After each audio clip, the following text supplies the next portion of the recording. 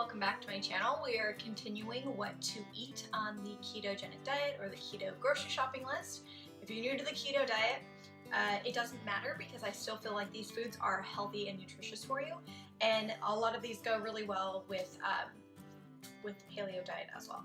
Right now we're going to just address nuts. Now nuts are a extremely high source of fat, and they can be used in a multitude of ways in your foods. So I'm just here to give you some ideas and, ramp up your ideas for what to eat on the ketogenic diet. We're going to start off with something that's probably the most common that I don't actually have in front of me when people think of nuts. They think of peanuts. The problem with peanuts is that they actually have a really hard carbohydrate content, meaning that they're not good to eat on ketogenic diet, and they're really not great for weight loss. Another big problem with peanut butter, unfortunately, is they have a very, very high rate of glyphosate used on them, which is just the common Roundup that you'd see in your homes. That's poison.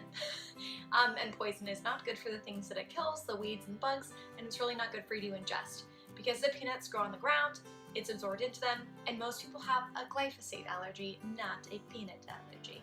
So we're going to eliminate peanuts and we're going to eliminate cashews. They are too high in carbs. Now we're going to get to good stuff, which is what you can eat. Well, I'll just grab whatever's in front of me. We have an entire shelf in our pantry dedicated to nuts because they are one of the few dry good items that are easy to have on hand. You are technically supposed to refrigerate or freeze them after for freshness, but I never do. So again, I'm like a billboard for Costco. These are almonds from Costco, and I actually will make almond milk out of these. I make the vanilla kind. It's really easy, and then the leftover flour or almond flour can be used to make cookies, and it can be an item for like keto cereal. And a lot of the times we use almond flour as a bread substitute for any kind of frying, like you make fried chicken or chicken nuggets. Almonds are great. They're also excellent in salads. So if you have like a salmon salad with a little bit of feta cheese and some raspberry vinaigrette dressing, then you can throw some of these on for a little bit of crunch on your salad. They also go well in like a taco salad just for that extra crunch. Since we're talking about salads, my favorite though is actually this brand called Go Raw. They have a spicy version that actually doesn't have any weird preservatives. It's just sprouted pumpkin seeds, sunflower seeds, jalapeno, cilantro, lime, spices, Celtic salt, and garlic powder. It's got a weird reflection on it, I'm sorry guys. So these are amazing. I use these in salads all the time. They're also featured in my keto cereal. They are fantastic when you need a little bit of crunch. I also use the regular ones to create my popcorn substitutes. So I put some melted butter and Parmesan cheese on these, and I either bake them or I heat them up in some oil in the pan, and they are amazing. If you want some crunch while you're watching a TV show, these are great. I also have some sunflower seeds. Sunflower seeds are awesome on the keto diet. And almonds, because of their high fat content, are extremely filling. So you can actually make a combination of these. I like this because it's already got the sunflower seeds in it. But if it doesn't, I will put these two items, maybe with some chia seeds and some flax, onto a salad as well. And then James likes to keep a jar of these in his car. I think they're disgusting. I don't like them. They're too salty for me, but he swears by them as a emergency snack with some beef jerky and some cheese wisps. Then we have hazelnuts, also a really high source of fat. There's 17 grams of fat, 5 total carbohydrates, and a little bit of fiber and sugar and protein. So we're going to turn it around because I want to show you how to read a nutrition label for the keto diet. You go to the total carbohydrates, go over here to the grams. There's 5 grams, 3 grams dietary fiber, and 1 gram of sugar. You actually subtract the dietary fiber from the total carbohydrates, so 5 minus 3 equals 2. So there are 2 carbs, total net carbs, for a 1 ounce serving, or 28 grams. I hope that helps. People have been asking me that a lot. Brazil nuts are an excellent source of fat. These I would not eat by themselves. I like to mix them into, say, cookies or into a trail mix of sorts. So if you take all of these and put them into a bag with some of Lily's chocolates, you just made yourself, and some coconut flakes, you made yourself some keto trail mix that's awesome for travel. We're going to Germany in a couple of days, which is going to be a huge trip, and I plan on using these and creating my own trail mix for the trip. I'm very excited about it. And then, of course, my favorite is walnuts. Now, as you can see, again, we use a lot of these.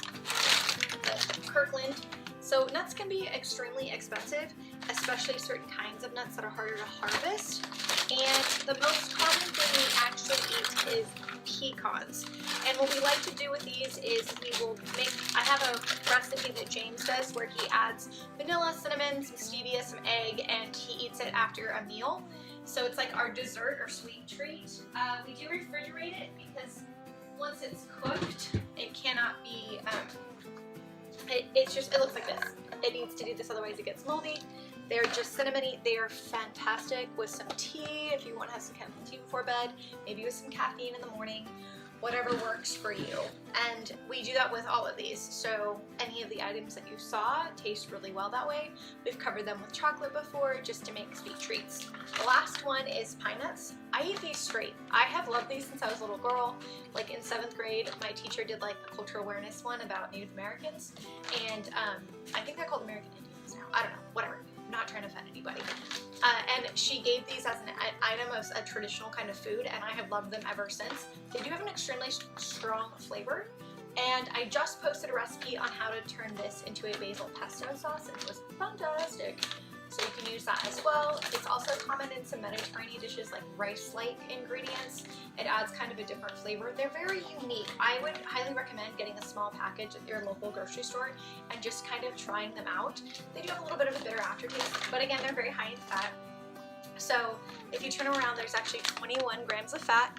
And then when you go to the carbs, there's only 3, minus 2 dietary fibers. So there's 1 gram of carbs per 3 tablespoons and a lot of fat. So they are extremely filling. And then there's 4 grams of protein. So again, these can be made into like trail mix bars or into a trail mix. They can be made into keto cereal, and they go in a lot of baked items or goods. And honestly, they're just good to have around the house, just have something to snack on if you're in that mood. Typically when you're on keto, you don't need a snack. So anyways, I'm gonna stop rambling. We're gonna segue straight into the flours because a lot of the flours for keto that are healthy are made from nuts. So we're gonna switch over to that. But thank you so much for being here with me today. If you are new, please subscribe below. I post weekly healthy videos, and I just share with you my love for food, for meals, for movement, and of course, things that can help your mentality, because that's usually the thing getting in the way of you reaching your goals. Thank you so much for being here. See you guys next week.